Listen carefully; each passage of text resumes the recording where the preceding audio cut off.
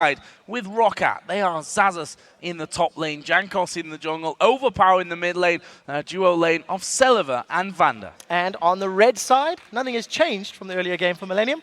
Kevin's up top, Aranea is in the jungle, Kerp in the mid lane, Creatine on AD carry, and J.Re playing the support role. So let's look further forward in towards picks and bans. We've seen a couple of new things coming out actually for Millenium. Obviously that Morgana coming into things. Interesting to see how the bottom lane has really worked out for them, because J.Re's not been scared to try a couple of different champions. Zilean is one that obviously pops into your mind. So J.Re is not afraid to play different champions, but the level of success is what matters. I think for this game, Evelynn is definitely going to be priority. Roccat banned it against Gambit because Diamond likes to run it. I wouldn't be surprised to see them banning that also against Aranea, who he's been trending towards as well. So here we go then into picks and bans, and first one out of the gate is LeBlanc, something that we've been seeing commonly banned against Millenium, obviously taken away from Kerp in the mid lane. Also a Lulu ban coming out. It seems like the second half of today seems to getting more used to banning Lulu. It's been a problem overall. I'm wondering about Elise now. If one of these teams want to ban that out and maybe get it off the table, we've seen Aranea defaulting to the likes of Lee Sin, which is a similar type of playstyle, very mobile, very in your face, and I wonder if this isn't a consideration for Roccat. Do they want to target Aranea again, who has been struggling? There's the answer. They're going to ban that trundle, taking it away from Kevin, and not wanting it for Xaxus either. Well, final ban actually was Renekton here for Millenium, which tells me that Roccat may just think about first picking that Elise. They've done really well with it, to be honest with you, and I think only lost 2 games so far with that Elise, or maybe even 1 Elise. They lost against SK Gaming with it, and that was it so far this season. They also got Elise earlier today, and it was a first pick against Gambit, so I definitely think it's a possibility. You have to consider the likes of Thresh as well, which is a very important pick for Vander. If Vander doesn't have Thresh, he goes to Morgana. If he doesn't have Morgana, he goes to Lulu, and we'll have to see what he's going to play in this matchup. Also interested to see what Aranea goes for now that Elise has been taken away. Obviously, Evelynn has been something he's gone to, but that's banned out this time around. We do know that Millenium are going to be picking up Lucian at least for this game. Aranea just playing to the crowd a little bit before settling on Ziggs for Kerp. I wouldn't be surprised to see Roccat lock in something like a Caitlyn and a Gragas now. They know the AD carries there. Alternatively, they could even go for a jungler if they wanted to get Pantheon in their list. Pantheon was banned against them by Gambit earlier. It is a champion that they've done well on, but I think when you consider that a team has already played a champion earlier in the day and done well with it, like a Gragas, like a Caitlyn, for example, there's that comfort factor that comes with knowing you perform, knowing you've delivered it. And Roccat, they're really thinking about this picks. They've used a lot of the time through that final pick, the first pick, and really making sure they run this clock down. Well, let's see a lot of discussion going through there. You can see Jankos on the left just barking out the orders. He's currently hovering over Caitlyn, not giving anything away with that pick since the Lucian was already secured for Creatine over on the other side. Could be Annie. Yeah, I'm wondering if they're gonna go in for the support, and well, it will be Annie. So Annie is the 4th champion that Vander has played, and I'm gonna go on a limb and say this is the 2nd time he's played her. He's only played 4 champions this split, and not only is he playing this champion because he doesn't want to go for the likes of Thresh, he's taken Annie away from J.Re. It's one of the hard initiations that Millenium have to work with. Well, on the other side, you have the crowd cheering for it there as it came up on the screen. Blitzcrank in for J.Re, picked by Creatine, and Lee Sin for Aranea as well. There are, I mean, Blitzcrank in particular is a champion where if you do not land those skill shots, you're not doing much. So there's 2 very important things about Blitzcrank. Number 1, you need to have the vision to make the grabs work. With the Blitz, you need to be running forward, you need to be in the line. So in a jungle, for example, grabbing somebody over the wall. It also means that against a team like Roccat, who like to split push and who like to go in, you know, a 1-3-1 or a 1-4 setup, Blitzcrank is very, very effective in those situations. You can grab somebody from the split push, kill them, and run down the rest of the team. It's a different way of dealing with the initiation problem that Millenium have, and it does look like they're going to run with it.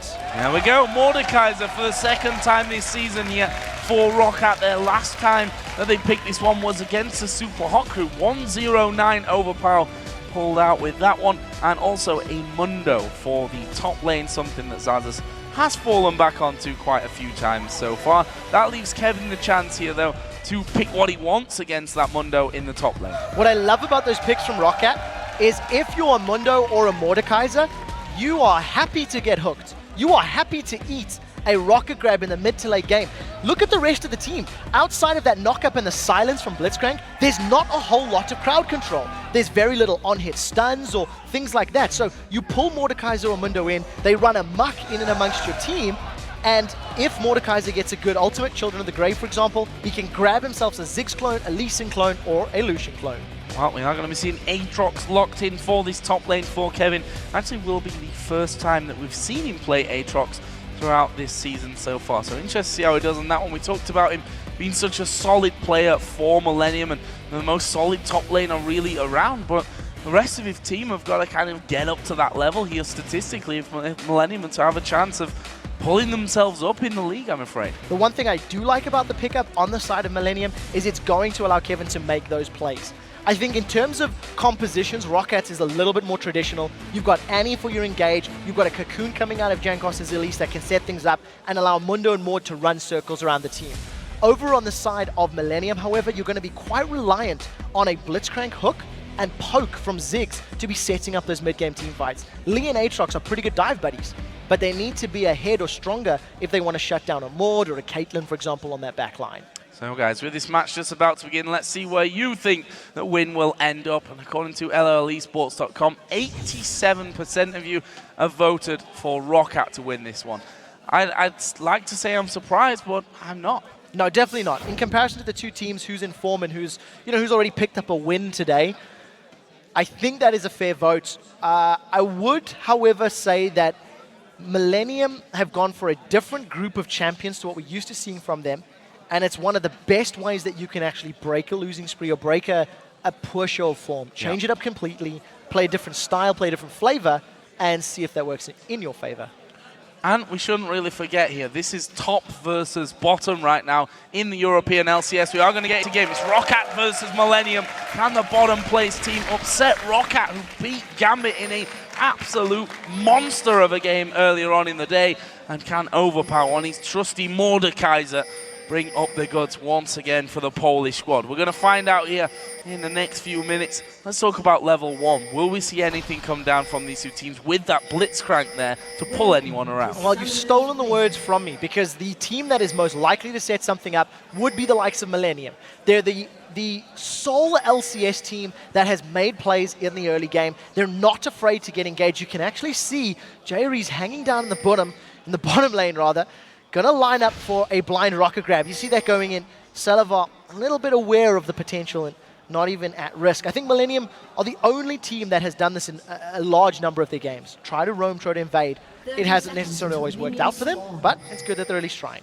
Well, Jerry's not done just yet. He's actually moving once again into the back of that Dragon Pit to see if there are any pickings for him. Vander's actually sat back by Wraiths, and there goes another rocket grab. To no avail, though, for Millenium, and I think with that, they're just going to end up backing away from things completely. So there's two things I want to point out about that. Not only did Jerry try and not succeed, 2 rocket grabs burns through his entire mana pool at this stage of the game. So the rocket grabs are going to happen in lane and in his opening 5 to 10 minutes are so crucial for Jerry to land. But what is good is Vander on Annie is a fairly easy target to hit. There's no mobility spells on that Annie. She's not going to be able to dodge unless she flashes. So assuming Jerry's, on point with that rocket grab, that could be where they secure themselves an advantage. Well, Critton just dropping from the game there. Hopefully just a quick restart of his client to get things going from this and back into the game. And that's not the kind of pressure that Millenium maybe want at this early stage of the game, considering the fact they're bottom of the league. They need some wins right now. Yeah, it's very, very important for them. I think if we look at the play from earlier today, Roccat had a very strong showing in their laning phase, as did Millenium. Yeah. Millenium against SK was very good early on. It was very chaotic, actually. Roccat were able to garner a lead, but then they were overly aggressive, and that's what allowed Gambit back in that match. For this game, if Millenium can also have another strong start to the game, champions like Ziggs, like Blitz, like Aatrox, if they can get ahead, they can stay ahead. They've got the tools to pick you, grab a rocket grab, get a kill, kick you back with Lee Sin, and we know Arnea likes to make those plays, so we'll see if they can do it. And to be that guy or not. They miss those rocket grabs, if the Qs aren't connecting in the right place for Aranea. As you said, in the lane phase specifically, it's a lot of mana for that rocket grab over and over again. And after that's down, on the long cooldown that it has, that's basically free harass for quite a while in this bottom lane. We'll see how that one all works out. From apparently Creator just having to have his machine swapped out, so hopefully within 5 minutes or so we'll be able to get this one back underway. I think we're even more efficient than that, John. We'll see. Oh, The new machine was there, so we should see how quickly we get up and running. But I think the range factor is very important. On the side of Roccat, you've got Caitlyn and Annie. It is the longest range duo in the game. Annie's auto attack range is immensely long. Caitlyn's got the longest default auto attack range for the lane. And they're going up against Lucian, who's shorter range than Caitlyn, and Blitzcrank, who's melee. So it's going to be very, very important for Jerry to get good hooks. Aranea, do you think that's the look of stress or comfort? I'm not quite sure. Head on table is usually generally not positive. A great sign. See, the PC seems to have been swapped out now, and we can thank our lucky stars that it's actually not Kerp's trackball, because it would take a lot longer to go back to the 1980s and pick up a trackball mouse for him. I don't think the time travel has been invented just yet. You never quite know. But that was our particularly guys are pretty good. on top of things at this stage. That was particularly good. I think the early game's going to decide this matchup for me. I feel like whichever team's able to get a little bit ahead has all the tools that they need to stay ahead. And the last time I was actually casting Overpower's Mordekaiser, I completely underestimated the late game burst that he has. Yeah. He one-shotted Moops' Morgana, if memory serves correctly, burned through the Black Shield, got himself a clone. And if Overpower gets to that point, Aranea is squishy, Kerp on Ziggs is squishy, Lucian is squishy. So they're ripe for the pickings for that Mordekaiser burst. Yeah, and you even look down the team and you're like, well, who does he get? If he gets Aatrox later on into the game, just hammering through the rest of the team. Lucian, obviously, that's a real given. Getting the AD carry as a clone on your team, you are basically just going to absolutely wipe the floor with the rest of the team afterwards. Now, if memory serves, SK Gaming beat Roccat running Aatrox top lane, and Xaxus was playing Jax fairly recently. Yes. And Xaxus will be a little bit more familiar with that matchup. But on a champion like Dr. Mundo, who is very weak in lane, needs time to build up, needs to get his items. In addition to on patch 4.2, the Perseverance Mastery is going to reduce his healing, so he's a little less effective than he used to be. I think Kevin needs to get an advantage in this lane. He's got Flash and Ignite as his summoner spells, as opposed to Flash Teleport on Xaxus. And when you've got Aatrox that's got a lot of early damage, that's got a knock-up, that's got a slow, and you've got an aggressive summoner spell, he has to make it count. And Kevin is, well, I've said it a couple of times, I feel like I'm almost on repeat with that one, but it can't be underestimated. He has been probably the most stable top lane. I'd put him up there right now with Freddy, most definitely, if I was to say who are the most stable and, you know, performing top laners for their teams. Freddy and Kevin in particular have been really standout. It's hard to really say with the top laners because their job is very specific, I'd say. You know, get tanky, get a bit of split push going on, don't die too often, stay alone on your island, and be all fine in there. And then when it gets to the team fights, just dive in and try and eat everyone's faces off, which is something that Aatrox is going to excel at if Kevin gets going. I'm particularly happy about the word usage. Their job is very specific, and I think that is a very important thing to note. Kevin, on the losing team, has the best stats of any of the top laners in the league. You know, we keep talking, we did it in the pregame, and I just want to remind everybody, he's got the most kills, the least deaths, and the second highest assists on a team that's at the bottom of the table. It's very, very impressive. I think up until now, most of the champions have played haven't necessarily been game-changing. I mean, I don't want to be overly pessimistic, but for the majority of the time, your top lane is not necessarily carrying the game. I think it's slightly more on the likes of your junglers, your mid laners, and your supports that can directly change the outcome. If you've got a strong front line, yes, of course that helps. But a strong front line means nothing if your back line doesn't have any damage to back it up. Now all of a sudden you've got a champion that is strong on the front line, has a built-in revive, can deal damage. So it's not like we're putting any pressure on Kevin or anything. Yeah, hope he doesn't hear any of this, so it might put him down. I just saw Aranea then, he continues to keep his head on the desk, whether that's just a case of, and actually I was talking to both Creator and Aranea earlier, and they were saying that, you know, when it comes to Super Week, it's great for the fans to watch out there, but we in particular have a bit of a tough job because specifically for Millenium today, they've got 2 games in one day. That's I think as tough as it really gets throughout the season to have these 2 games coming up on one day and to really prepare how you're going to go from that one. I mean, if you look at the games, the teams that they've played as well, they've not exactly had it easy on that front either. SK Gaming and Roccat, who beat Gambit earlier on in the day. That's 2 very tough games for two teams that I'd go out on a limb and say have very different preparation schedules as well. Yeah, I completely agree with that. We sit and we prepare for each of these shows as casters, and we go through picks and bans, and we talk strategy and players, and we can spend 40 minutes to an hour just on picks and bans, just theorizing possibilities and outcomes. And we have the luxury that our jobs aren't dependent on getting that right. You know, we theorize, but if you theorize incorrectly and you sit down and you go, well, who's going to think Mordekaiser is going to get picked again? Yes, it was picked. We have seen it. But realistically, at the LCS level multiple times, I wouldn't have predicted it. We say it for fun, but it's out, it's again, and now we have to see how Millenium deal with it. Yeah, and that's one of the things that's become, I don't say a problem for Roccat, because I think earlier in the season it was a little bit more different. If you look at the first games, the first 5 games really that Roccat played, you saw Pantheon, twice Riven, and Mordekaiser in that mid lane for Overpower. That's a bunch of champions that's very, I don't want to use this word strange, but non-standard for that mid lane, for the champion pools that these mid laners tend to have. And that's something that makes it even harder to prepare for. And I think you hit the nail on the head when you said that we can almost guess wrong sometimes. That we think it's going to be this, all right, it's not going to be that, oh well. But if they guess that wrong and they get outpicked in this one, it's not just a case of, oh well, it's a case of we got another L next to our name. And you can't afford it if you're Millenium. I mean, there's 2 L's in their actual team name, but it's not what they're looking for. I think today, Super Week, day 1, we've already had 4 games locked away. Millenium now only have 1 game a day going forward. So depending on the outcome of this match, it at least alleviates some of that pressure for the rest of the week, whereas every other team, with the exception of Roccat, is going to be playing 2 more games on at least 1 day. I think the psychological either strength or damage is definitely going to be something that you have to work with. Fnatic, for example, they lost the first game of the day. 3 more to play this week. 1 and 9 in their last 10 games.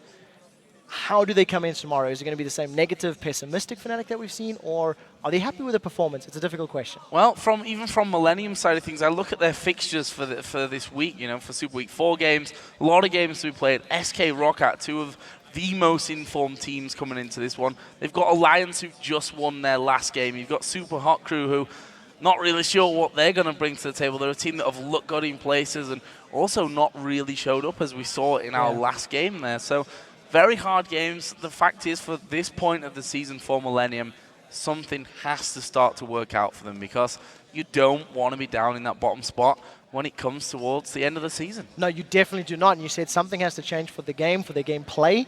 Aranea, he said out last week, my days in the LCS may be numbered. He put this out on Twitter. We'll have to see how his performance is going to be in this game.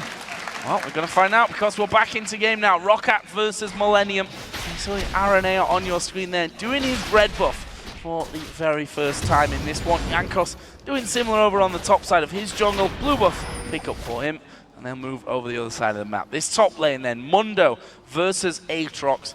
A matchup which, just Aatrox in particular, becoming more and more of a regular fixture in this top lane. As we see there, we do have another pause. This time it seems to be Kerp under his desk. Oh no, it's Kerp's trackball apparently. Uh-oh. Have I cursed this one? That's not good. This is your fault. Your fault indeed. We'll have to send somebody back to the 90. Has somebody got a DeLorean sitting that maybe could help out? We'll see if we can get this match resolved as quickly as possible. Dave there on it. I think we've talked about this match extensively, and I think for both of these teams it is very, very important. Roccat coming back from a small slump.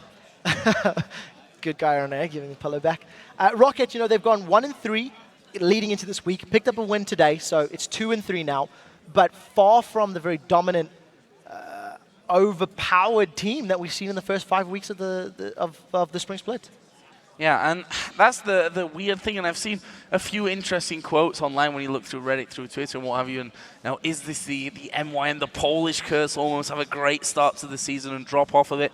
I'm more convinced to say no, I'm more inclined to say no this time around. For a start, they've got a lot more wins on the table than we expect. MYM, when it came to the second half of the split last year, had a woeful time. But Roccat have already shown today a massive win against Gambit. Now we're going to get back into the game against Millenium. Hopefully, we continue that way. Yeah, and I said this earlier today, and I want to reiterate it as well. I feel like Rockat's negative streak over the last 5 games is a slump in performance. You know, they did take a small vacation. They weren't practicing or scrimming maybe quite as effectively as they could have been. And unfortunately, we do have another pause. And I think that with Rockat's win earlier today, there is a good chance that they can get themselves in the right mindset, get themselves back to, you know, the high level that we've actually come to expect from them. So apparently, just to give you another update, Creaton's mouse now is apparently acting up somewhat. So I can assure you our admins are a lot better at fixing mice from this century than from the other ones. So we'll see. We'll hopefully get that one fixed shortly. But again, I just want to reiterate the fact that it is added pressure at this point of things when you're, you know, your mouse just isn't working. Your keyboard seems to be having a couple of little issues for you, and that's something as a pro player that obviously is going to happen. It happens in every sport where your environment, so to speak, affects you a little bit. And these guys by now are so used to this one that it's probably not even playing on their mind. At least you'd hope so. You would like to think so. And I think for probably a team like Roccat who have a win already, this will be a little bit more of just a let's get this going. However, on the side of Millenium, they're a bit more down in the dumps. I think some of the members of the team have been very outspoken. I think back to the beginning of the split where Creaton had some very strong words. 80 carries can't carry. I don't feel like I have a positive impact. He's on Lucian, a champion they went unkilled with against Super Hot Crew if memory serves. You know, got 14-odd kills a while back. He has the ability to impact, but isn't necessarily 100% confident, isn't believing in his role or his position or even maybe his individual play. Well, the interesting thing, if you look at Lucian, is the wins that he has. It's not many of them, which may be why it makes it easier to track. The 3 wins, Lucian, 14-0-7, 6-1-6, and 10-0-4 on that one. So he's doing really, really well on Lucian. Guys, we're going to check in with Shox and Deficio, though, while we get things fixed on stage. They've got Young Buck standing by for a chat. We absolutely do. Thank you very much, Joe. Welcome, Young Buck. It's been a little time now between that first game of the day, Copenhagen Wolves versus Fnatic. What a game that was. So maybe tell me a little bit from your perspective how it went, maybe starting off in that top lane, you as Renekton versus Soaz as Dr. Mundo. Yeah, it's a matchup that I haven't played recently because Mundo has been a little bit out of flavor. But I still remember most of the things, and the Doran's Blade start helped me to get a very good early lead and helped me to keep control of their top jungle. So I'd actually like to know, why is Mundo not being played that much like we saw in the early start of the season where everyone just played Dr. Mundo? Well, first the only counter to it was Trundle, but then people started building Tiamat on Renekton and started to actually beat Mundos in the mid game, and that's when people started to prefer Renekton over Mundo. Yeah, we have seen a trend in a couple of LCS teams lately to go for those AP top laners. I distinctly remember the Lulu, of course. We also had that LeBlanc in there. I don't think that you're the kind of person that usually goes to that or would go to that. Can you maybe elaborate why that isn't or why you take certain picks? Vladimir is my favorite champion. That's true. That's a good point. Very good point. But I meant the most bursty champions when Vladimir can go a little more tanky. Our team comps usually work best when we have a split pushing top laner with teleport, and I'll just continue picking what works best for our team. So if it's not Vladimir, then too bad. I love to play him, but if Renekton and Trundle bring the best results, I'll just keep playing them. Okay. I'm talking about team comps, Copenhagen Wolves wise. You seem to me to have a lot of focus on obviously Amazing getting the right jungler for him because you can do so much work on it. Kauta prefers the more farm-heavy champions. You're obviously on the Bruisers or the Vladimir. Take me through like a standard, favorite picks for you guys. Is there anything you really favor, or is it generally just you like these simple champions for everyone? Well, the Lee Sin for Amazing is of course one of our highest priorities, and Lulu for the mid lane is also extremely high priority for us. Other than that, yeah, we do look for farming mid lanes because we usually blind pick the mid lane so we can keep a counter pick for bot lane or top lane. So you were mentioning Amazing, and you guys are obviously on a 5-game winning streak. He's been MVP 2 times in a row, and it was Kautar that mentioned the only pitfall that we can have now is to become overconfident. Do you agree, and how will you try and keep your team from being down to earth? Well, we faced a similar thing in the first week, the Super Week, where we lost games due to pure overconfidence. And at that point we said, okay, we're always going to stay sharp, always focused, always respect our opponents. And now it's time to see if we can actually keep up to that. Do you actually think you guys can keep it going? Do you see yourself going for something like a top 2 position, maybe even number 1? So far you've won 5 games in a row. You beat every single team you played in the last 5 games, and it's going really well. How far can you guys actually take it? Well, hopefully we can win 3 more games. We have a very high morale right now and everyone is happy and feeling good. So hopefully we can use this to win all the other matches this week. Yeah, let's talk a little bit about the matches coming up, starting maybe with the Alliance game that you got coming up. Going up against Wicked, obviously, although you don't know if you'll be straight up against him. How are you going into that game? Well, the last game, they looked very strong and very methodical, and I think that Wicked has had an extremely good performance. Just beating a Renekton early on with Trundle is almost impossible, but he found a way, so I'll definitely need to be careful for that. And how do you guys actually prepare for matches? Like, what kind of people do you have around the team helping you, or is it just you 5 guys sitting, talking, preparing picks and bans? So how do you actually prepare for all these games? We have a fantastic coach who analyzes the opponents every game, and he rewatches games and has a list of all the picks and bans in the order that they are picked and banned. So he helps us a lot when it comes to Champions League, and then from that we just look what we want and if we see any weakness in the opponent. All right, well, thank you very much. Good luck in the rest of Super Week for you guys. I'll never forget Vladimir is your favorite champion anymore. And now we're going to head back over to the casters to get back into the game. Thank you very much, guys. It seems like Creaton is on his way to getting everything fixed, or is possibly already fixed, and we're going to be getting back into things in just a second. We'll see. We'll see. Fingers crossed and all that kind of stuff. But always nice to hear from Youngbuck there on his opinion in that top lane. Yeah, it's very nice to actually get some time to talk to the players about some of the other champion picks. I think Mundo, saying it's fallen a little bit out of favor. We're seeing it a couple of times, and Overpower eats a rubber ducky. He does, and he actually takes a turret hit for the fun of it there as well as he got knocked into range. Nice little move by Kurt.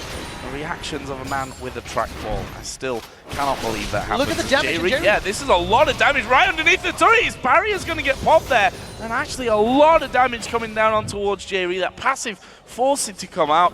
And that is the danger of the Blitzcrank. Yeah, and the range coming up from Sullivan and Vander. They just poked him down. No, Overpower's in trouble. Here comes Aranea. Oh, nice flash though. We saw the dash to the ward from Aranea and flash straight over the top of the queue from Overpower.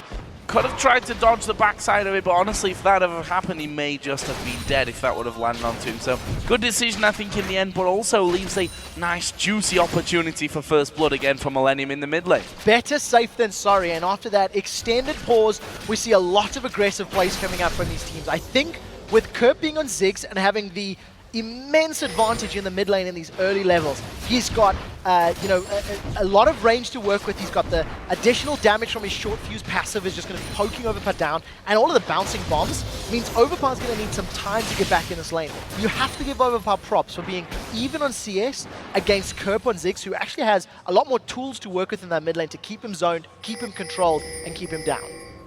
So a ward being put down. Pings coming in from Roccat. They actually saw that one place there. So Jankos knows that there's no free path in to that top lane to have a go at Kevin.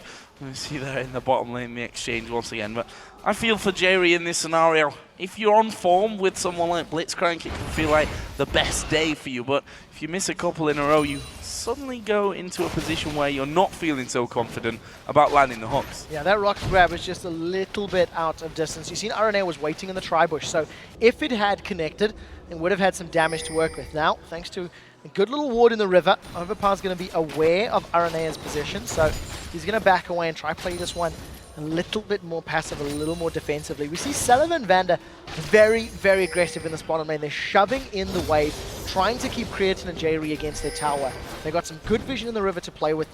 And it's already showing there's about a 10 CS difference between these two. And I was actually talking to Creaton and Aranea earlier on outside, and just a little bit about the bottom lane matchup, really, and about Forgiven and Unlimited and the Copenhagen Wolves. And what he said was, it's the most horrible feeling in the world to be pushed against your tower and falling behind as a bottom lane, where you realize that if you don't get kills, you're going to actually lose the game. And right now, Roccat are going in to go for that first blood. There's a lot of damage onto Jerry. Vander gets some back. Jerry's not dead here. Finally shut down by Selva. He nets off into the brush. Creaton's going to chase in here. Vander's surely going to be forced to flash away. He will be, but Selva, he's going north. He actually was spotted there. Now Aranea's coming in from the side. Selva's not going to escape this one, but they did get first blood. So 1 for 1 at the end of the day. Selva was forced to flash and barrier to make that work for his favor. He gets the kill, whereas the kill credit for Millenium goes to Aranea. We'll see if Ara can actually make some more ganks work for him and use that goal to his advantage, but a very aggressive Roccat. The Jankos and Elise, he flashed Cocoon. That was a point-blank Cocoon. He didn't want minions to get in the way. He wanted a no-risk guaranteed lockdown. And almost went a bit pear-shaped for him having to repel out of that one. They obviously lost their AD carries though, with Annie having to flash away, but a first blood is a first blood, and that has given a BF sword over to Celiva as he comes back into that lane, still with a CS advantage. This is where I'm really interested to see, now that lane's reset itself in the center, who gets the upper hand now that they're back in duo versus duo? Well, Celiva with the BF sword. The simple fact of the matter is that Creatin's not going to be able to outtrade him. And as long as Celiva uses the range to his advantage, gets some auto attacks down once he clears this wave out, I think Creatin and J.Ree are going to have a fairly difficult time in this lane. Celiva got the kill at precisely the right moment. He had just enough money to get himself a nice big advantage in terms of auto attack damage. And we'll see how they play it out. As you mentioned, we do see Vanda and Celiva about to hit levels, getting closer to level 6. They've just hit level 5 actually. And once they get to that burst potential, they can kill J.Ree and Creatin. Yeah, going to be there before J.Ree and Creatin at this rate as well. Both of them, as you said, at level 5. No flash though for Vanda, which makes it a little bit less dangerous when they see that they've hit level 6. They can keep that distance on them, knowing that any flash Tibbers is not going to come their way. There we see the blue buff actually going over on towards Jankos, simply for the fact that Overpower doesn't need it really in that mid lane. So the one thing that I think Millenium need to try to avoid as this game is going to start to progress is maybe trying to avoid being caught in the open. I think that Millenium will do fairly well defending their towers. They can grab members of Roccat thanks to having Lee Sin that can jump in. You get a minefield, in and amongst someone for Roccat and then land a rocket grab.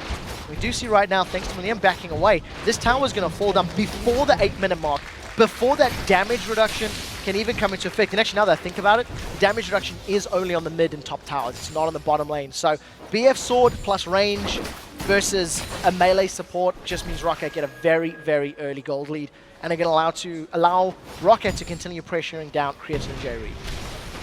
Blue buffs here going to be going over on Millenium side of the map to Kerp in the mid lane. Of course, Jankos took his for himself a little bit earlier on, and we'll see how Kerp can make that work in the mid lane up against Overpower on Mordekaiser.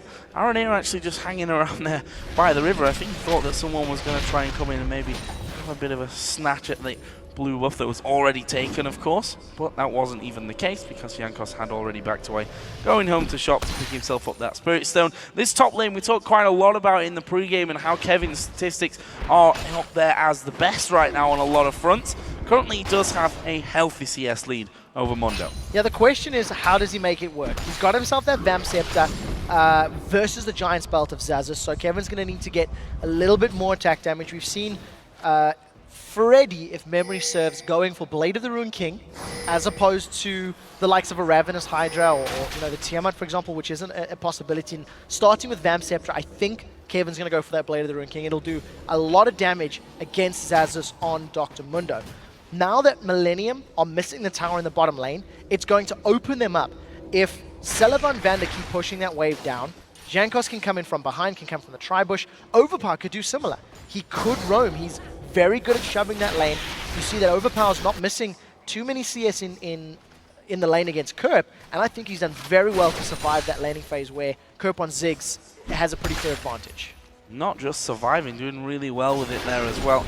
As we see Cleaver, or the briefcase in this case, landing on towards Kevin. Kevin just using that dark flight to get back behind the barrier of minions and keep himself a little bit more healthy. RNA has actually come down to the tri-bush. I'm not sure that he's in for much of a look in here, to be honest.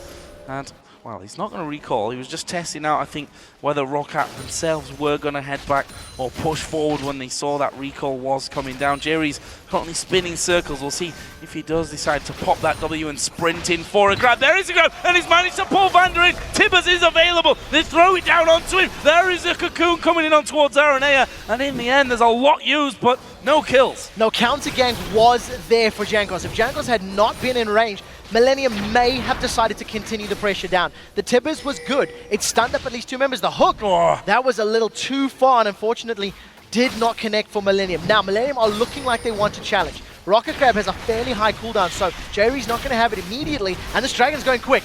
It is going very quick, but Aranea looking to get around the side. There is the Super Mega, no, the bomb, whatever, is coming down. Cully comes in from Clinton as well. They actually held so long off finishing that Dragon because of the presence of Millenium. So well played by Roccat. Yeah, Millenium never really committed for that one. You know, the Dragon was started, there was multiple members of Roccat in the pit, and Millenium just didn't have the tools. If you look at their comp, Blitzcrank, if he doesn't grab somebody and pull him towards you, he doesn't offer a huge amount in that pit. He's got an AoE silent, sure, but then that's it. Lee Sin and Lucian, they didn't have the tools available, and unfortunately, Millenium were unable to get their hands on it. Now the rest of Roccat get a little bit of damage on this mid turret. Cocoon goes wide, and as it stands, Roccat with a healthy 1,500 gold either got the first tower and the first dragon of the game. This is important now, though. We see that Kerp is actually recalling at this stage. RNA is on the top side. Kerp has gone, and that actually leaves 3 men in the mid lane for Roccat to have a go onto this middle outer turret. Jankos is taking the race on the top side. Meanwhile, the turret is going to start taking a bit of damage. Jerry and Aranea have come around to try and save that one. Kevin has even dropped down from the top lane as a Cocoon lands onto him. He will dark fly over the wall, and I think that leaves him off to safety. Of course, does have his Bloodwell passive in case things really go badly for him. In the end, not too much damage onto the turret. Roccat back out. Very good play from Roccat to at least apply pressure to that lane. It forced Kevin to actually come down from the top lane, which meant he wasn't applying pressure or damage on Xazus' tower.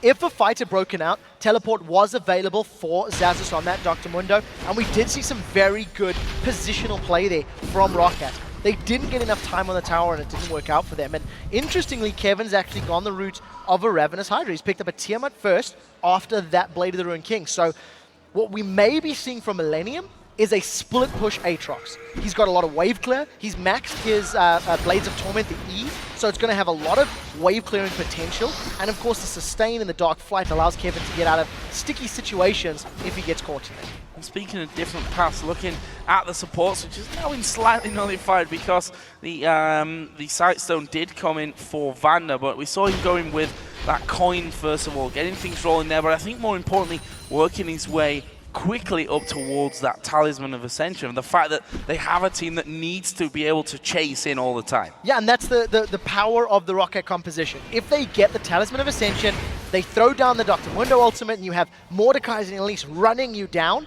in addition to maybe a Flash Tibbers or the stun from Vander. That is how Roccat will be looking to engage their fights.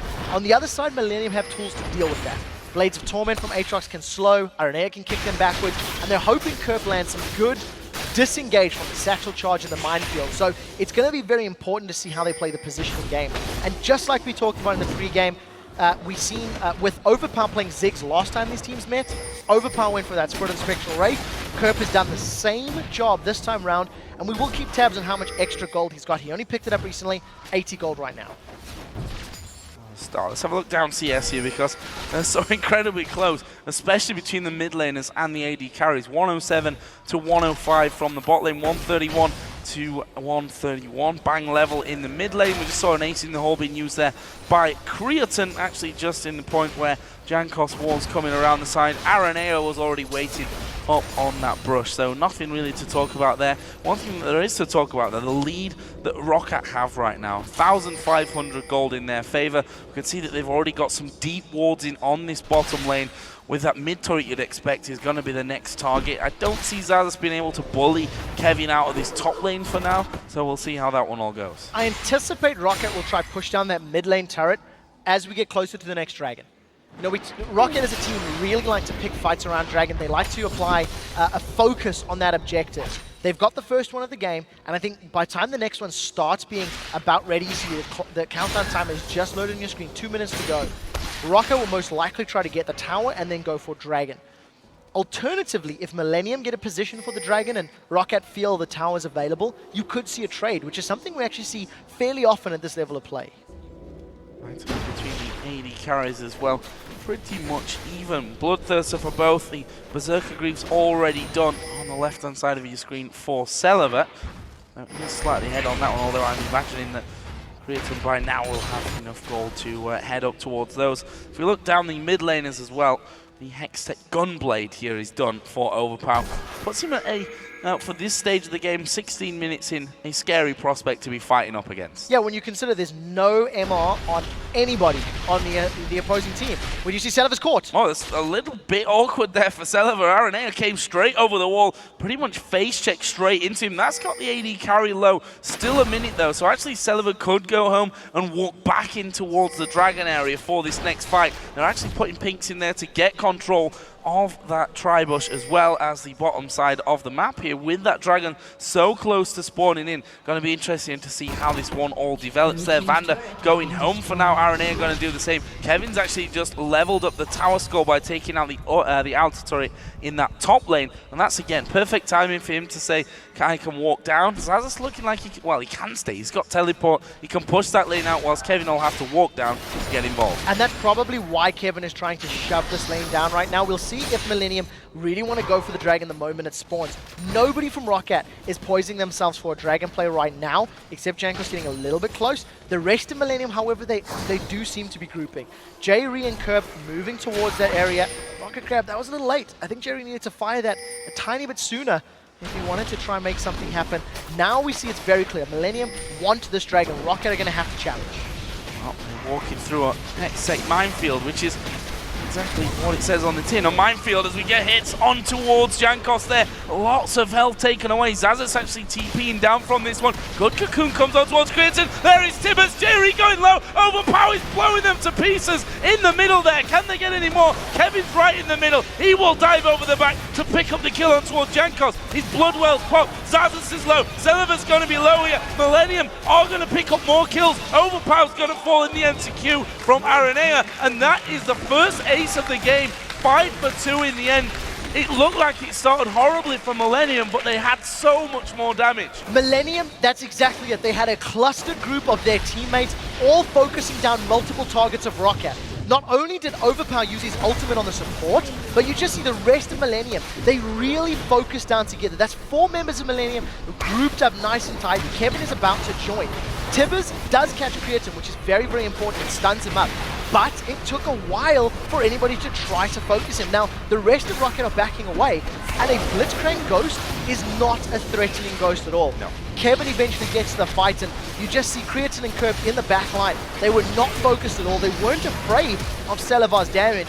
Kerb finishing him off. Aranea gets the last hit with that Sonic Wave. It was a very good fight because of how tight the Millenium team was. They could focus Roccat down, and Roccat just didn't burst out the right champions. Scary times in the game, to be honest, for Roccat, seeing that happening for them. Millenium take a nice, healthy gold lead. We're 18:45 into this one. One thing that always I worry about for Millenium is when they get ahead, how do they get that lead really pushing forward and snowballing to a fact where they're really feeling ahead? Because I feel like Millenium, when they're ahead, they feel like they're less ahead than some of the other teams who will take a small lead and turn it into a win. Now, luckily for Millenium, they've tried a different recipe for this game. They've got the Blitzcrank as their we're ahead, let's try grab somebody now. And I'd like to see them actually try make that work. Put themselves in positions where they're challenging for blues, pushing for towers or something, and then letting J-Ree find a hook. Even if J-Ree doesn't necessarily land a hook to kill somebody, the threat or the pressure of him chasing them down can force Roccat to, take unnecessary damage, allow Kerb to zone them out. A couple good bouncing bombs, that can lead to a tower. Top lane, basically Zazas and Kevin continuing that tug of war of the minions, pushing them back and forth, and really just kind of going in, coming back out once again as they get pushed away. Overpower in the meantime did start to wander up through his own jungle, but he's quite happy to keep his farm going. 189 to the 204 of Kerb right now, who we saw in that last fight. Landed some great bouncing bombs, great satchel charge as well to pin Caitlyn against the wall.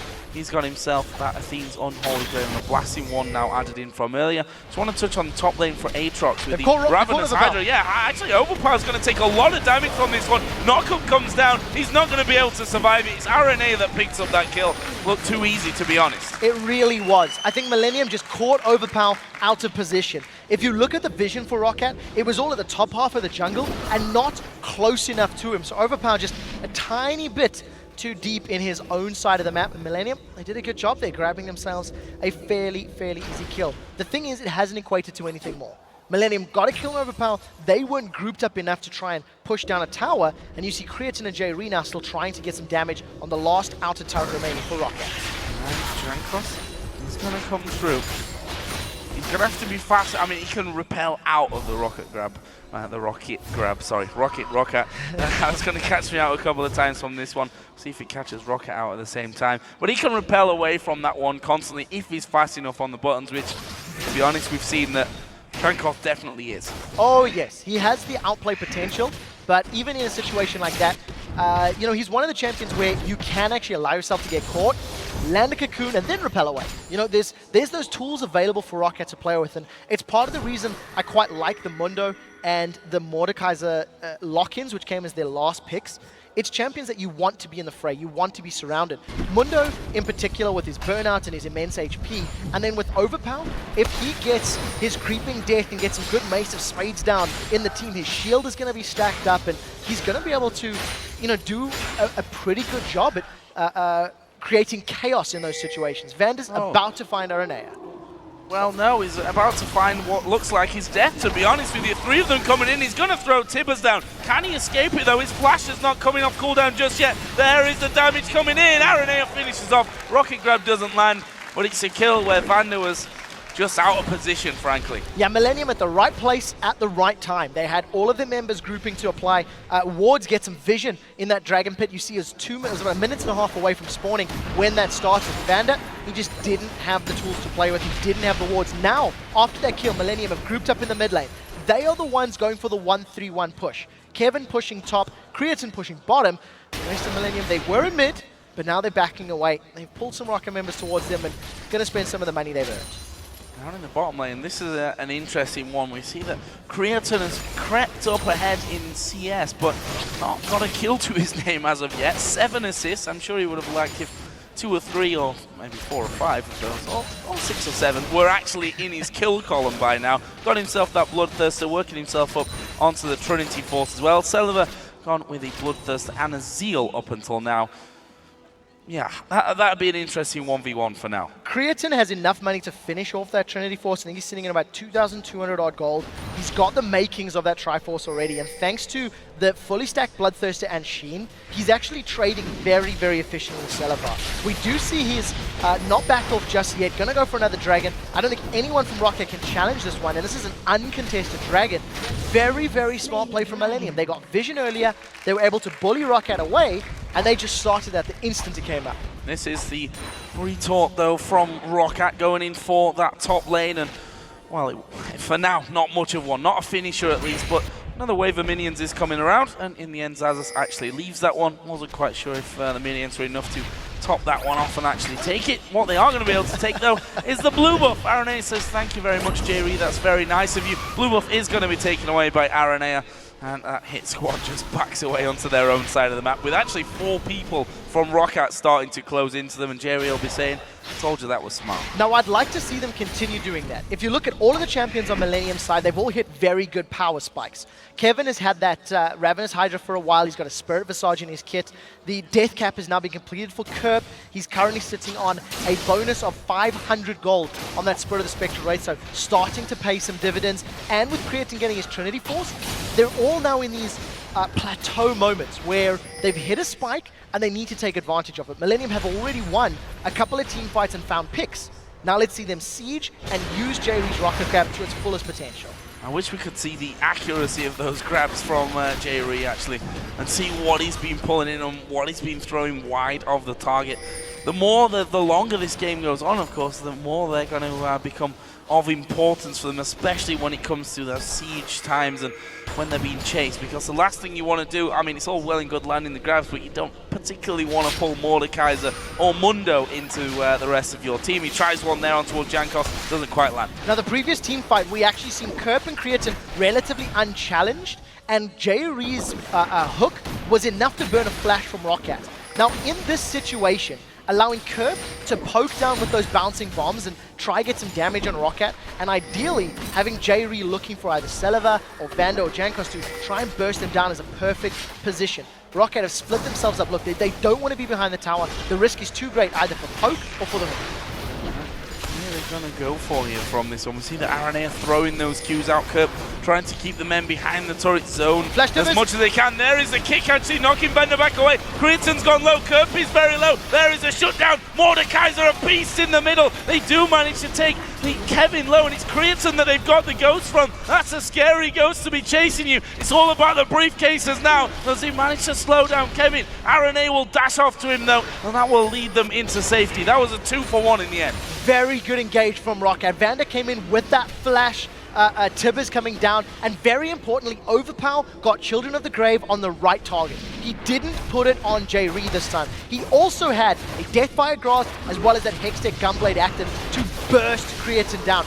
Watch Creatine's HP as Overpower just runs straight for him, immediately focusing him down. We do see Overpower going a little bit further forward. I think it was just one more spell cast that was required. In the background, you do see Kevin doing the best he can to get a kill, but unfortunately for him, he wasn't powerful enough to keep the rest of Roccat at bay. His knockup was okay, but unfortunately, 1 for 2, Creatine needs to be kept alive in those situations. Well, Overpower extending his score to 4-2-0 after that, and looking like he's headed up towards that Sonya's now, picking up a bit of armor. That he's going to be needing that. We saw actually how the ultimate of Creatine just destroyed him on that front side. If he would have actually been behind someone at that point, that fight would have probably gone a little bit further for Roccat. It even leaves us now though at 9-5, 4,000 gold is the advantage for Millenium, and I can never count a Roccat team out. I mean, if we look at that game against Gambit earlier on, longest game that we've seen so far, they were ahead for most of it, then all of a sudden they were 4,000 gold behind after losing a Baron, or even 2 Barons in a row, I think it was, from that one. In the end though, they ended up picking that one out, and they're a team that has a lot of spirit for a team that's, now, I want to say, less experienced somehow than a team like Millenium, which is certainly true to some extent. They've been on the top level for a little bit less time. They've got a lot of character, and you can never count them out. No, you definitely can't. And I think part of the reason, oh, Jankos almost got caught up there. I think part of the reason that team fight went badly for Millenium is they didn't have the vision they needed to work with. They were working under the assumption that Roccat were scared of their poke and scared of their hooks, and basically counted out the ability of a flash Tibbers or a flash engage from Roccat. So what Millenium need to do is get better vision in the jungle, better vision around the turret they want to siege, and then they can sit quite safely. We've also seen the Talisman of Ascension being picked up here, which is a great bit of kit for them moving forward. So, what else have we got being picked up on the other side? A turret, first of all, for Millenium on the bottom side of the map, the third and final outer turret of the game from them. It leaves them 5,000 gold behind, but that allows them to get that vision that you were talking about a little bit deeper into the Roccat jungle and see if they can get J-Ree landing some hooks onto the right people. Very importantly, Creatine has grabbed himself a Quicksilver Sash. So if Overpower jumps onto him with that Children of the Grave, Creatine's going to be able to get rid of it. Let's look for the rocket grab. Oh, Celiva, a little bit of a dangerous position, but actually they're not going to chase too far. Aranea was the one going in, the net actually landing on towards J-Ree to slow him right down, stop the overall chase from that one. If his Talisman would have been finished, that could have been a different story. Top lane, though, we do see the third and final outer turret for Roccat now going down, which means the outer ring on both sides of the map is gone, and Roccat are making a play for the inner. Yeah, Roccat are forcing Millenium to choose. What do they want to do? Roccat are going to go for the top inner turret while Millenium get the dragon. I actually think Roccat are going to be happy with this trade because the map presence is theirs. They are going to get this tower down. Kevin can't do anything to stop it. No, can't really do much about that one. They would have tanked it up even if the minions had have gone down. Good play from Roccat. Although Millenium, as you mentioned, did pick up the dragon in that one. They're going to lose a red buff for the same token as this Roccat moving down towards that middle area. And Millenium actually making a play on the opposite side of the map now for that bottom inner tower. The thing is, I think Roccat are aware of this. They set their sights on Creatine and J-Ree, and if they get the kills, they're going on the turret as well. Oh, J-Ree could be in trouble from this one. Actually, he's going to speed by, but Overpower's already in there. There is the ace in the hole coming through. And they do get the ghost. As you said, it's not a scary one. It's more of a friendly ghost at this point. The fact is, though, it's going to be tanking up that inner tower in the middle lane. And whilst Millenium have got the inner tower on the bottom lane, Roccat keep powering on. Yeah, right now, Roccat, they don't want to be in a situation where they can get hooked and die or take too much poke from Kerp's Ziggs. Ziggs also just completed a Void Staff on this last back, so his damage is going to be amplified. I like what Rockat's doing is because they're down in gold. They've lost a couple of fights back-to-back, and they know that they've given up a few dragons. So to counteract that and bring themselves back into the game, they grab 2 towers uncontested, and they basically say, we know what Millenium's going to do, we'll play around that and gain advantages in our own map. 2 inner turrets, but 1 inner and a dragon, and both buffs from Millenium stolen away there, by the way, both of which did go over onto Celiva. Now, do we start that phase of the game, which we've seen so many teams struggling with, and losing games in part due to the dance around Baron. We're going to see Millenium setting up, and I tell you what, it's not much of a dance, is it? It's more of it's one of those awkward first dances where you just get into the action. Straight on towards the Baron there. They pull away, they've gone on towards Zazas. He's not escaping that one. Cocoon has landed on towards Kevin, but I'm not sure what Roccat can do now. Now with that hook landing, J-Ree's going to try set up another one. They're forcing Rockat's hand. Roccat are moving in. It's a good, sort of scouting ace in the hole, but look at Kerb. He's hopped over the wall. Rest of Millenium, they're not 100% convinced in this one. There is split minds. And the rewards down, even more importantly for Roccat. They can see, for Millenium, they could see where Roccat will go. And this, though, is interesting because if Roccat see that Millenium have backed away, they might just have a go for it. Overpower had pushed up that middle lane completely. J-Ree did stick around there just to make sure that they did have some pressure or presence over the backside of the Baron pit. In the end, Roccat moving in there. They lost Zazas for it, but they stopped Baron happening. So Millenium not underestimating the power of a Tibbers in that confined space. If Millenium was sitting trying to focus Baron down in the confine, in the entrance to the Baron pit, a Tibbers could stun multiple members of the team. And combine that with the burst that Overpower's putting out, he's got the Deathfire Grasp, he's got a Zhonya's Hourglass, and the Gunblade. There is the possibility to delete somebody on Millenium's team. So they back away, play this one safe. Now because of the sweeping lenses and the pink wards that they've got in and around the area, Millenium's going to try again. Look for the hook. Jankos, his Banshee spell's been popped. Can Jerry catch him? Yes! Well, it was hard to miss there, but the repel comes in. Ace in the hole came around the back. Jankos flashes away. Rest of Roccat starting to move in. Zazas has popped his ultimate. Well, there was the counter talisman used by Millenium to rush off to the top side of Baron. In the meantime, Roccat, they look like they're going to make a play on towards the mid lane, or are they just touting for pressure? No, they are going to go mid lane. So we'll see how Roccat play this one. They really don't want to be sitting in a siege or a counter-siege situation. That is where Millenium's team comp is going to shine wonders. But if Millenium can keep forcing Roccat to check, forcing Roccat to move into the pit, they can wait for a good hook from J-Ree. I almost feel like Millenium didn't respond quickly enough to that Jankos hook. Yes, he did repel up, but there was that brief moment or two where maybe the silence from J-Ree could have held him in place a little longer. You have to theorize, what if they'd killed him? What if, but sadly enough, those what ifs don't win you games, because otherwise my record would be a lot better than it is at this stage of things. But J-Ree once again clearing out on the backside of Baron Pit. They've got a couple of wards already inside the pit itself, as do Roccat, who are once again going to start moving in position.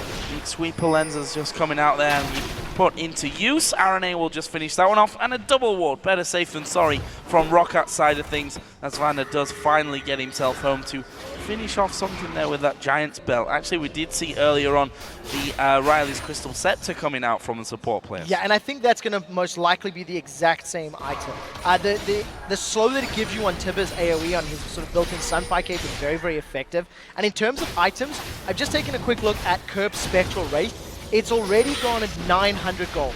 To put it in perspective, RNA has only got plus 500 and Jankos plus 700. So we'll see how this works out for them. Millenium on the Baron, they've got it low. Jankos is going to challenge. He does have Smite. Oh, this could be very, very dangerous. They've come off the Baron. RNA has taken a blast of damage. There's a big silence from J-Ree, but I'm not sure it's enough. J-Ree's going to go down here. They get his ghost once again. That is going to be a 6-man Roccat team now. The Baron, though, is taken by Millenium. They throw all their damage in there at it. They say you can take a Blitzcrank, but we're going to take Baron.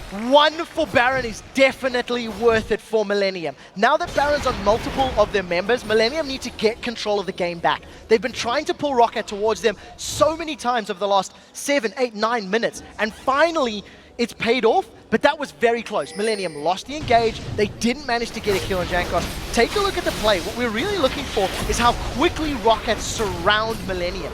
Millenium are spread out. Jerry, RNA, Kevin, they're outside the pit. Kerb and Creatine are sitting on, inside because they've got dashes to hop over, and Mega Inferno Bomb is actually what secured. They threw everything at it. The Culling went in there as well. Pretty incredible stuff. Nice pickup, and the ghost of J-Ree just sat all alone. Overpower didn't want anything more to do with it after that had all gone down. So, where does that leave us in the game? 10-17 kills, 61,000 to 54,000 gold in favor of Millenium. The towers on the other side, though, Roccat have a 5-4 advantage on that front. And I wonder how Roccat are going to play these next few minutes. You'd expect a little bit more on the back foot with that Baron buff with Millenium. The thing is, Roccat have actually tried to not fight Millenium straight up. Roccat have tried to force Millenium to respond by pushing a tower, trying to pull him away from Dragon. You know, Roccat have been sort of face-checking the Baron a little bit because they have to, not necessarily because they really want to force those fights. If Millenium can make Roccat play their game, make Roccat sit at a tower and take Ziggs poke as well as, you know, J-Re hooks, that's what they're looking for. You see Millenium, they're grouped up as a 5. They're trying to get down this mid lane. Vander does have flash, does have Tibbers. This could be a repeat of the 1-for-2 that happened earlier. Overpower on the top side. Are they going to go for the old pincer movement? Vander at the back there. Flash, as you said, is available. Is he going to take the risk? They pinged onto Vander's head so they know he is in position. And they are going to have complete awareness that that threat is there. They're very worried about moving forward. There's not enough vision in the jungle in my mind for Millenium. They know where their opponents are, but they haven't necessarily got the strongest wards. Now Roccat have been forced backwards. They don't want to engage on their team with Baron, so Millenium are able to zone Roccat away. It's going to be a little easier for Millenium to do this one. If Overpower comes in from behind, he's looking straight for probably Creatine or Kirk. Oh, Overpower is going to go straight on towards Kirk. He's going to get him as well. Absolutely destroyed. There is Kevin trying to jump in out towards the back. Sonya's popped by Overpower. We are going to see Celiver getting involved as well. Damage will be caught out though by Kevin. In the end, just a 1 for nothing, but they'll take that any day of the week. That's their siege potential severely hurt. Yeah, definitely. And because it was on to Kerp, it does mean he's the only real available target. The rest of Roccat are still going to try challenge. Millenium are feeling very, very brave. This is a 4v5 situation, and Roccat realize they can go in. Vander at the front here as well. Is he going to keep going through for it? Still has Flash. Still has Tibbers as well to come down into that one, and Millenium just speeding off to safety. And well played there from Roccat. That's going to pretty much time out the Baron at this stage of things and weathering the storm that Millenium could have thrown their way. Very successful defense there from Roccat. They managed to defend all but one tower. They stopped the inhibitor push. They managed to mitigate the strength of that Millenium poke. You notice that as soon as Roccat felt the engage possibility wasn't there, the Tibbers engaged, for example, from the side, Roccat backed away. They moved straight back to the inhibitor turret and said Overpower will come in from behind. Kerp used his satchel charge just to try and make some distance from the rest of Roccat and just got insta-gibbed by Overpower's Mordekaiser. Oh, the goal continues to flutter around, but keeping the advantage over for Millenium. A lot more items starting to come in. Void staffs for both mid laners in this one. We can see the top lanes just continue to build up in terms of tankiness. Kevin in particular is pretty beastly. That Ravenous Hydra start has now turned him even, well, he's not only doing the damage, but he's got that Randuin's in there. He's got a Thornmail in there, an extra Negotron cloak on top of that Spirit Visage as well. Hard to kill him, especially when you factor in that almost inbuilt Guardian Angel. Yeah, the Bloodwell's going to be very important. It's also going to allow Millenium to go for a tower dive if they want to. They're a team that's not afraid to force a fight if they feel they have an advantage. And if you look at the stats, it's a 7,000 gold lead. But getting past an inhibitor turret is the most difficult turret to break. There's that side vision we talked about. If Millenium can know where Roccat are, it allows their bombs and their rocket grabs to become exponentially more effective. Roccat can't flank without Millenium being aware, and Millenium, they're going to get to this turret with this next mini wave. Celiver trying his best to get as close as he can without taking the poke, and they're going to successfully do that one. Cocoon lands on Kevin, not really the person that they're looking for to maybe start things off on that front. And he's going to start to hurt here. Kerp with the elixirs running, he's got the blue buff on, his cooldowns reduced significantly, he's got enough mana to spam all day long here, and that's something that might force Roccat to retreat at some point in this. What we need to watch in this team fight is, first of all, how effective Vander's engage is with the Flash Tibbers, and secondly, who does Overpower target? Kerp's got himself a Zhonya's Hourglass. The QSS is on the side of Creatine, so there are some tools to mitigate some of that damage, and I definitely want to see who he tries to burst down. It may end up being somebody like Aranea, but Ara also has that Banshee's Veil. Now Creatine's on the turret, finally got some auto attacks down, but Millenium Siege is not necessarily the strongest. That's about 3 waves worth of minions, and they've only got about a quarter of the HP down. Their siege is not the strongest, but their top lane is pretty damn strong at this point. Loads of armor in there, tanking things up. There comes the ultimate out of Kerp, and they're going to try and really force it. One of there is the Vanderpander at the back, though. 3 of them getting stunned up, but they don't do anything about it. The hook missing. They've at least forced the turret here. RNA are going to tank that one up. Millenium take the first in-game turret of the game on their side.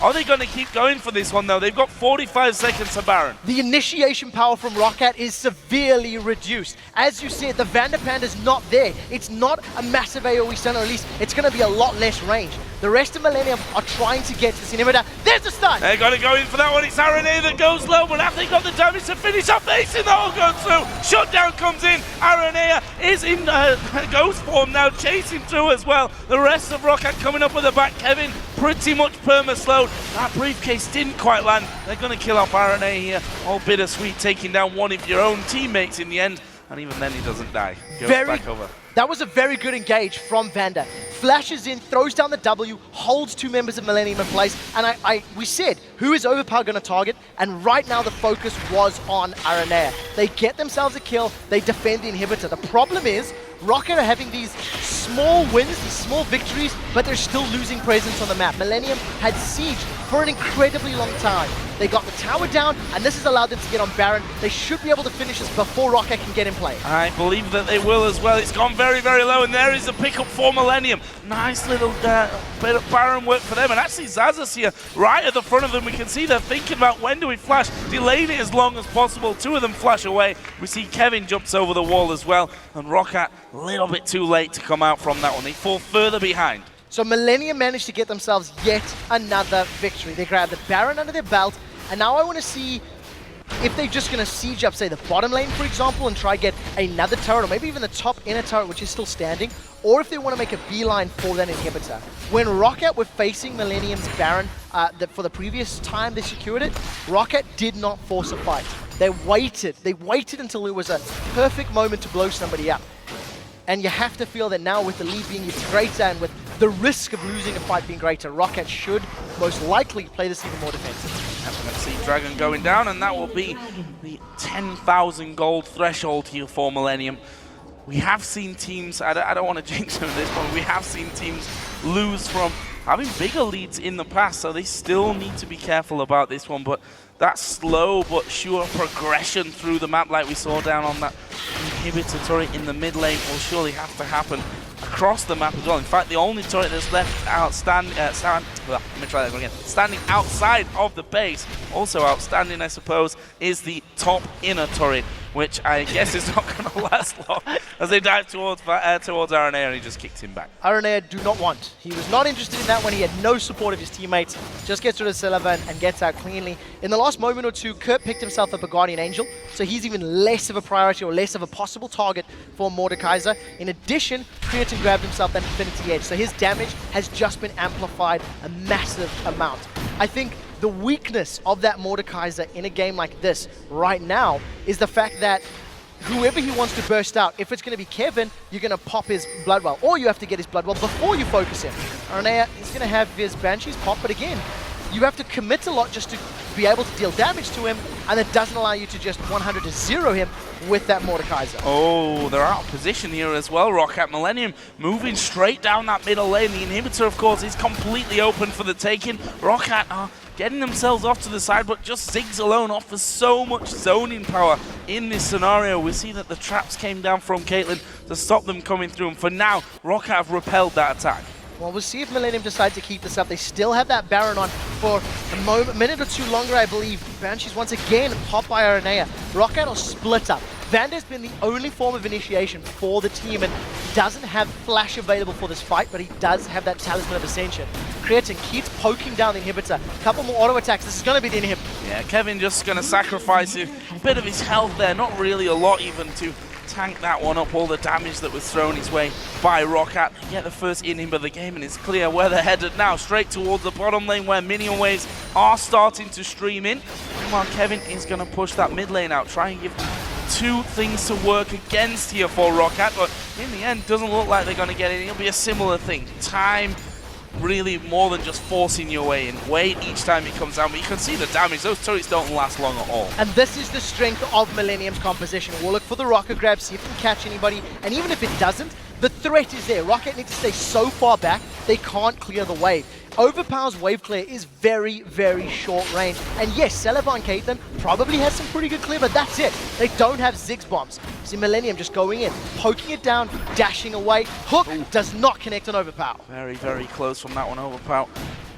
Breathing a sigh of relief, no doubt, from that one, as we only need one more hit, I think, from Creatine. There it is. So it is going to be finished off. That leaves them 7-5 up. This inhibitor now open, as well as those super minions working their way down that middle lane, and it's going to be Overpower, I think, that has to go up there, clear those ones out, and then get back down if they want to keep this inhib alive. Vander has flash available, and I think that's why he's moving a little bit further forward. He's going to have to go in soon. Oh, here we go. There's the Tibbers coming down. He catches most of the arrow in air. Jankos gets knocked up, but he will repel out of it. Overpower's right in the middle. Lots of damage coming through. Millennium pull Overpower, but there is the Zhonya's used. What can Roccat do about it? Nothing. Shutdown comes in. That's the mid laner now dead. They're going to go for Vander. He won't survive either. This inhibitor is going down. Roccat are going back to the fountain to heal, but they've already got super minions coming straight down that middle lane, and look how fast those Nexus turrets go down. The first one already picked off. 3 men from Roccat are on the fountain. They pull one off. Jankos is going down to Kevin. Celebar might die to Creatine here on the fountain as well, or Creatine might fall foul himself. Doesn't matter. Nexus turrets are down. Nexus goes down, and that is the last place team in the LCS Millennium, taking down the league leaders Roccat.